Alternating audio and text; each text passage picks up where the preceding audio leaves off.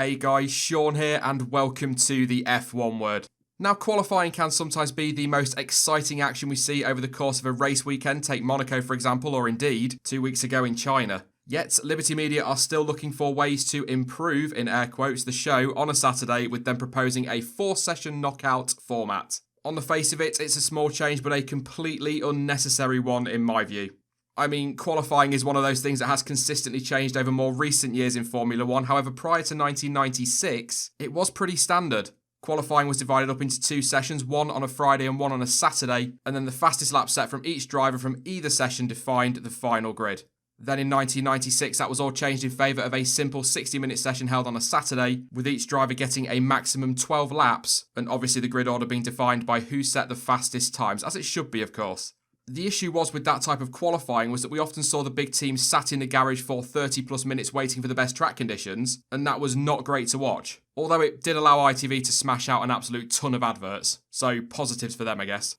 From 2003, the sport adopted one-shot qualifying. This was held over the course of Friday and Saturday, with the lap time set on a Friday determining the running order for Saturday. The driver who was slowest on Friday will be first out on Saturday with the fastest last. I hope you're keeping up. And that was changed though in 2004 with the Friday session moving to Saturday, giving us pretty much back-to-back running.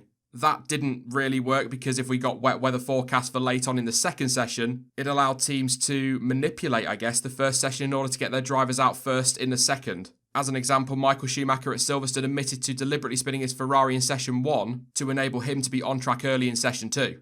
Inevitably, that was changed again for 2005 with the second session moving to Sunday morning. The lap times from each day were slapped together to give an aggregate time which shaped the starting grid. Unsurprisingly, this wasn't particularly popular. A lot of fans at the time felt that it removed the drama and excitement from a Saturday, and so in the end that was dropped after just 6 races in favour of a single run on a Saturday, with the running order taken from the result of the previous Grand Prix. Then we come to 2006 when the knockout format we know now was introduced. 1 hour, 3 sessions where we lose a number of drivers, and then a top 10 pole position shootout. It wasn't perfect straight away and needed a few tweaks. For example, qualifying on race starting fuel meant that we didn't get the low fuel shootout, and thanks to a stupidly complicated fuel credit system, much of Q3 saw drivers burning fuel off before going for a hot lap. Thinking back, that really was not good. From 2008, teams were then prevented from adding fuel to the cars after Q3, and that got rid of that stupid fuel-burning nonsense. However, it did mean that the top 10 shootout was less about who was quickest and more about who was carrying what fuel load. Thanks to the refueling ban, though, we saw a return to the low fuel running that often throws up excitement and helped shape the popular format we know so well today. Now, of course, this is F1, and in 2016 they felt the need to change it, coming up with the incredibly popular and instantly successful idea of, I don't actually know what it was called, crap, I suppose is one title for it. The basic idea was that after around 5 minutes we would lose a driver every 90 seconds throughout each session, and well, yeah. Obviously, as I'm sure most of you remember, that was soon scrapped. Thank f***. What are they on about changing now then? Well, Liberty want to introduce a 4th session with 8 cars going for pole position. So, we would lose 4 cars from Q1, Q2 and Q3, which obviously therefore leaves us with a final 8. The late Charlie Whiting said last year that the idea came about after research from F1 was carried out, quote, among fans, and they feel this is one of the things that the fans would like. He did also add that the change would lead to slightly shorter sessions with less time between each of them.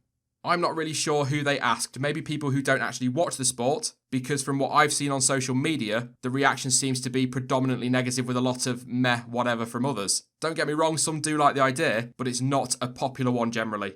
So in that case then, why change it, really? Well, from what I can tell, why not seems to be the answer. I swear they just get bored sometimes and have to mess around with these things that don't need to be messed around with, a bit like me and the channel really. Yeah, hypocrite.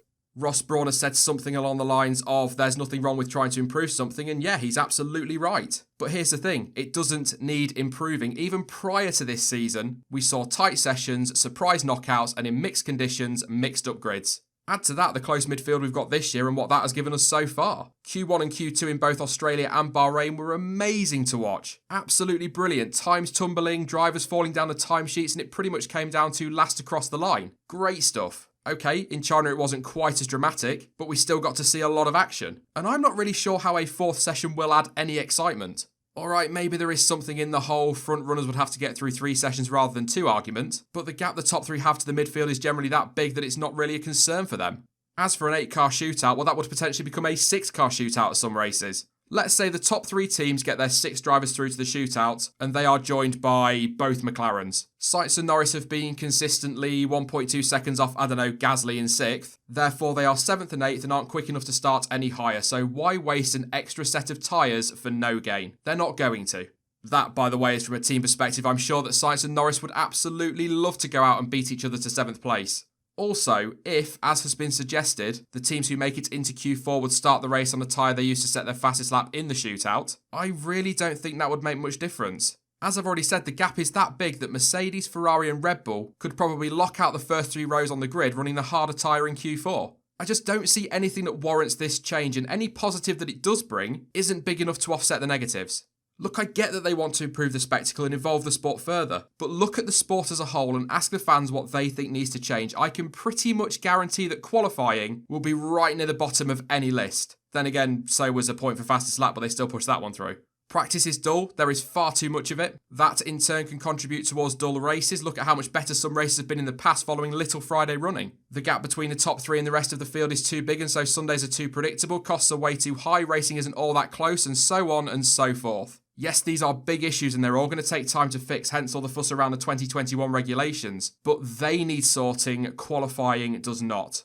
Pirelli aren't really sure on the idea, they're not keen on providing more tyres, which of course will be required with an extra session. The teams, apparently with the exception of Renault, seem to be against the change at the moment, and over the weekend, Romain Grosjean said that he thinks it should be left alone, saying, quote, "I don't think a fix is needed. Look at the midfield battle, it's 2 or 3 tenths to P7 to P15, it's amazing." However, if you read some reports, the change is likely to be agreed in some form for 2020. Qualifying is absolutely fine as it is. In fact, it's better than fine. Yes, I was a big fan of one-shot qualifying, drivers giving it everything yet with no room for error. But for me at least, this is the best format we've ever had and so does not need to be changed. So Liberty Media, F1, the FIA, whoever, please listen to the fans and just leave qualifying alone. That is it then for this video, and in the comments section down below, let me know your thoughts on the proposed qualifying changes and whether or not you think it needs to be changed, and indeed, if you do think it needs a tweak, what would you do? Now, I will be back on Thursday with the weekend preview for the Azerbaijan Grand Prix, and after the shower of disappointment that was China, I really hope we're in for a really good race in Baku once again. Don't forget you can follow me over on social media. Links to Twitter, Instagram, Facebook, and of course to Discord are all in the description down below. But as ever, thank you for watching. I've been Sean, this has been the F1 Word, and until next time, goodbye.